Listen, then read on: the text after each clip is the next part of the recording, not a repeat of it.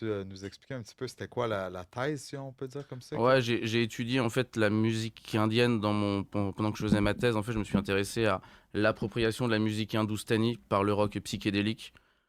Pour faire simple, comment les hippies utilisaient les instruments indiens, tu vois, genre comment les Beatles, les Rolling Stones utilisaient le sitar par exemple ou les autres instruments.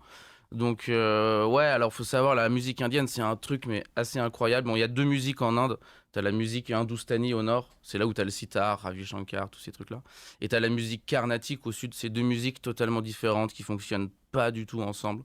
Et en fait, la musique de l'Inde du Nord a eu énormément de succès dans les années 60. C'est quand Ravi Shankar a joué au Monterey Pop Festival, quand de nombreux musiciens indiens ont ouvert des écoles de musique à San Francisco ou à Londres.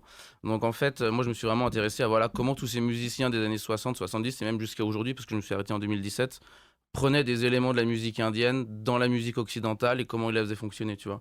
Genre comment ils accordaient les instruments, qu'est-ce qu'ils prenaient de la musique en fait. Est-ce qu'ils prenaient leur gamme, est-ce qu'ils prenaient les rythmes, est-ce qu'ils prenaient juste les instruments et qu'est-ce qui les intéressait là-dedans en fait.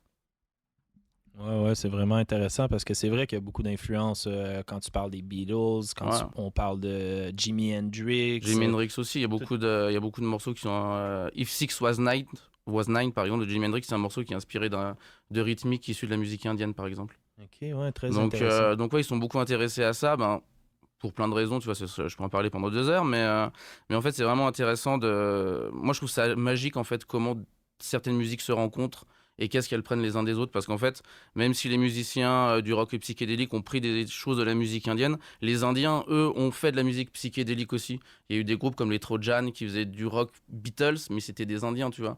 Et en fait, c'est extrêmement marrant de voir comment les cultures musicales se prennent des choses les unes aux autres, tu vois.